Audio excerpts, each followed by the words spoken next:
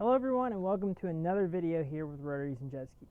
Today we'll be doing something that I could not find a video on the air. I could find some write-ups but not a video, and that is doing a citric acid flush on a Mercedes 300D. Now it is actually supposed to be kind of a scheduled maintenance thing.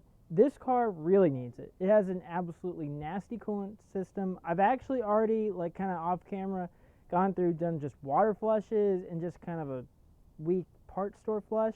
Now we'll be doing the actual Mercedes flush. This is Mercedes actual concentrate citric acid.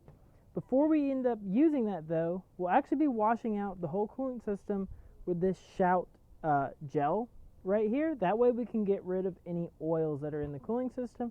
Finally, we'll be putting some Go5 coolant back in it.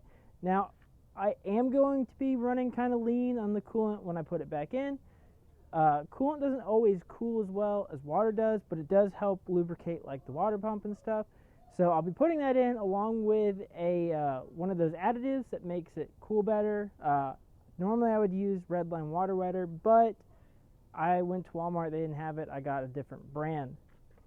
So the first thing we'll be doing, which I really won't show this, is I'll just be draining the radiator. Now I will say I am not draining the block with the block drain in this. You would normally do that, but mine's a turbo and the block drain is way up there and I haven't really figured out a way that I can get to it. So I will just be hooking the hose up with the car off and just flushing all the lines out to get it all out instead of draining the block drain. I know it's probably not going to be as effective. If you can get the block drain out, that would be great, but I just don't feasibly see how I can with the tools that I currently have. So with that being said, I will go ahead and drain the radiator and I'll get back to you when we're taking out the thermostat.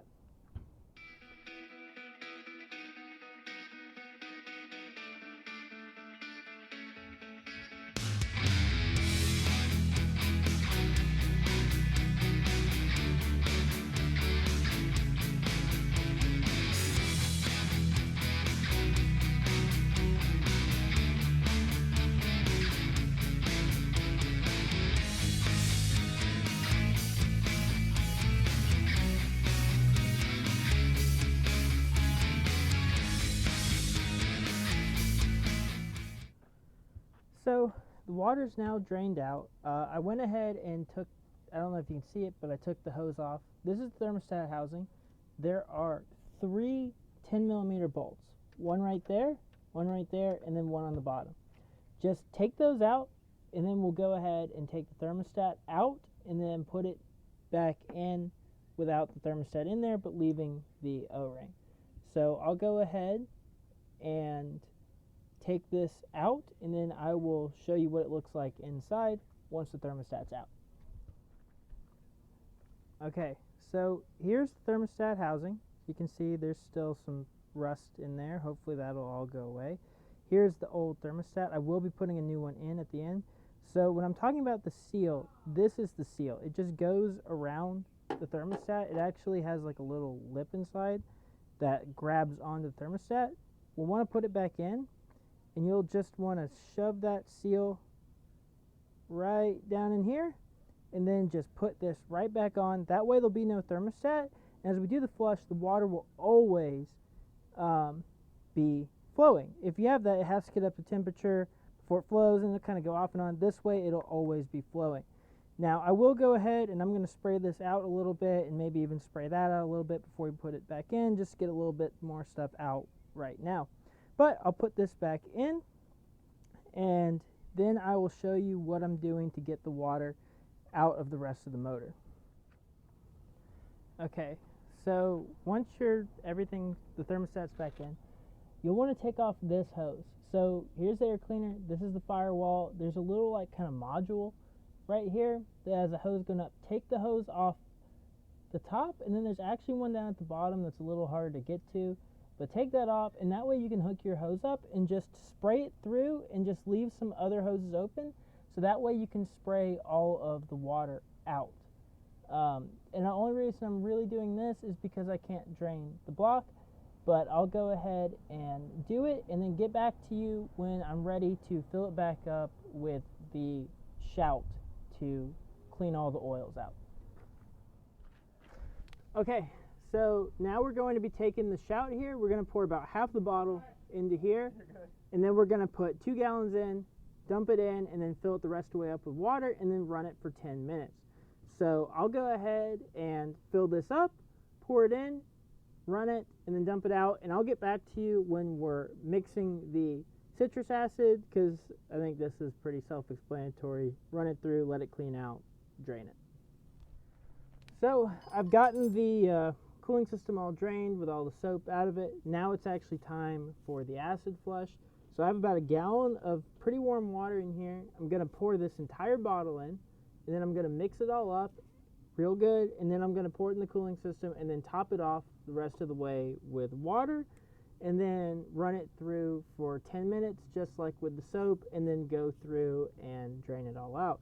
So I guess I'll go ahead and pour all of this in there, and I'll get to mixing.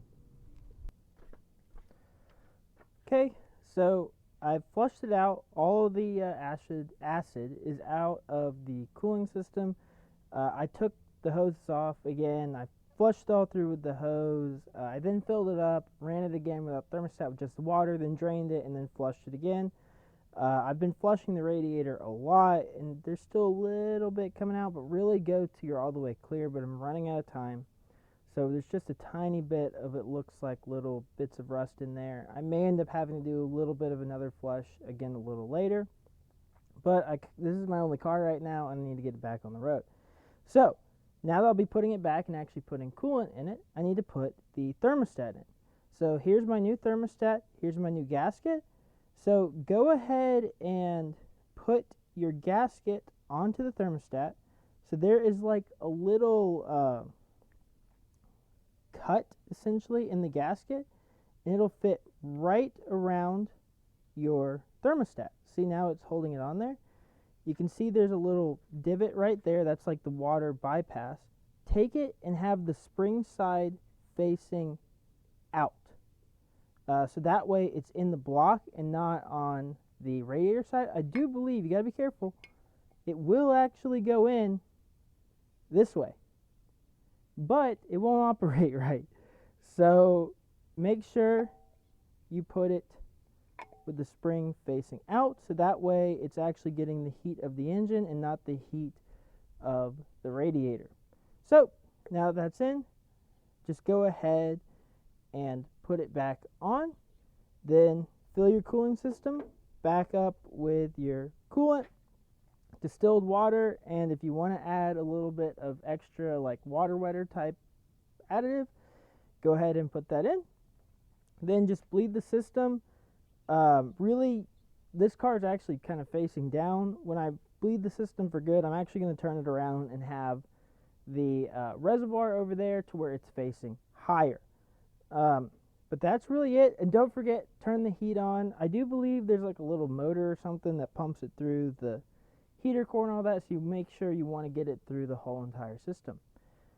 But that's about it. Hopefully this video will give you the confidence to do this flush yourself. I did read online, realistically, you're supposed to do this every 2 years.